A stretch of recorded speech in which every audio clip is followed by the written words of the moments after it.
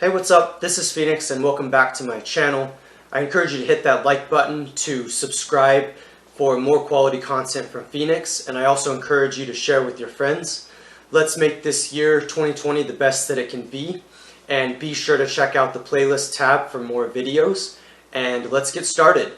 Today I'm going to dive into the book Outliers by Malcolm Gladwell, and I'm going to talk about the ideas of Malcolm Gladwell in this book Outliers. So let's dive right in. Now, when I first picked up the book Outliers by Malcolm Gladwell, I was unsure of what to expect. I thought that outliers meant outsiders. In other words, people with differing perspectives or different perspectives that fall by the wayside or are marginalized. Yet the book was about success, and outliers are considered people who have succeeded outside of the boundaries or norms of what's expected. This includes people like Bill Gates or the Beatles or other people throughout history who have been successful. And it seems that Gladwell's main criticism of our ideas about success is that he says that success is often predicated off the self-made man, though it seems that according to Gladwell's research in social psychology, the success comes from certain circumstances, which can be anything from culture to the time in history to various other things that contribute to this success. Now, I will admit, I like the idea of challenging the idea of the self-made man. Often we see success as being a very specific thing. We see success as being because of our hard work, or because of our intelligence, or because of our abilities. But often there are other factors that go into this, and this is something that we don't consider whenever we romanticize the self-made person. We think that that person got what they got because they pulled themselves up by their bootstraps, but as it seems, culture and other elements play quite a decisive role in these things. So you might be wondering what kind of examples Malcolm Gladwell uses. When he talks about the Beatles, he says that the Beatles were able to utilize what could be called the 10,000 hour rule. And so, but because they had the ability to be able to practice for 10,000 hours and thus develop their craft, as the 10,000 hour rule implies that people do something for 10,000 hours, a craft or something, and then they are able to succeed in their field because they mastered that specific thing. It seems as though having the 10,000 hours in the first place was a matter of circumstance. It was the way that it worked with the certain venues at the time and the way that the Beatles were able to practice.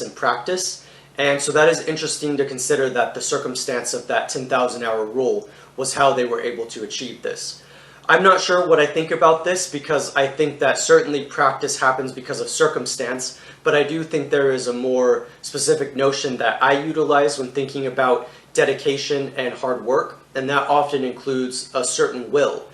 It seems that in this structure of Gladwell's ideas that the will is less important, it's more important on circumstance, but Gladwell does not seem to take this approach. Now, also speaking of the Beatles, it seems as though the Beatles were creative and spontaneously inventive, and I think that this is something that Malcolm Gladwell does not consider. And I think the problem with this is that it doesn't take into account that in something like art, there is much more to it. Another example that Gladwell uses to further bolster his claims is by talking about Bill Gates, and how Bill Gates became a billionaire because he was able to have access to computers, which allowed him to practice code and various things. And again, I do think that there has to be more to the story than just this circumstance of computers being what led to that, led to Bill Gates' success. But in order to analyze this, I have to go a little bit deeper into my own idea of what success would look like if we were thinking about our circumstances versus our ideas.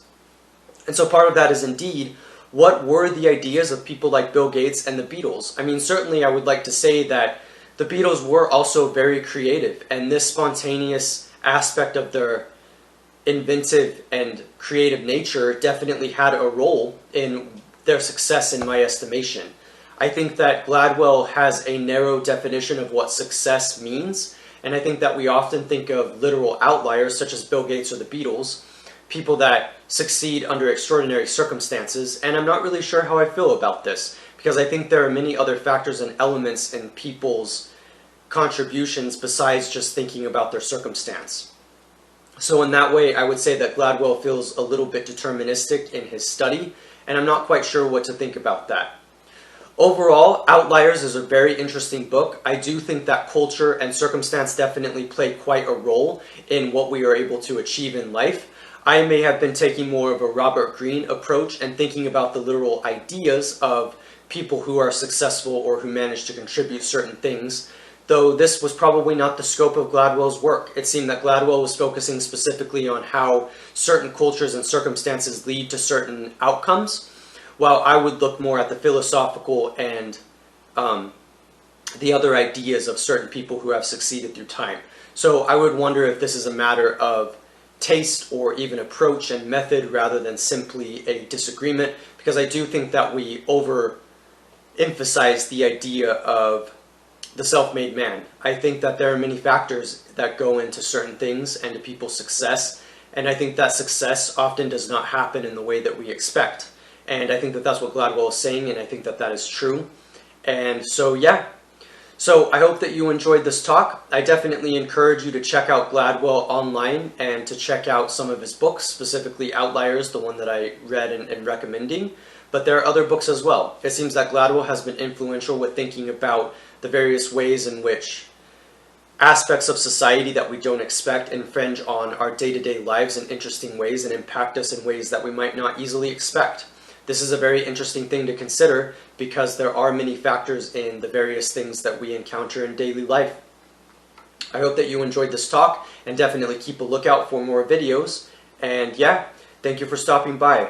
This is Phoenix, and I will see you next time.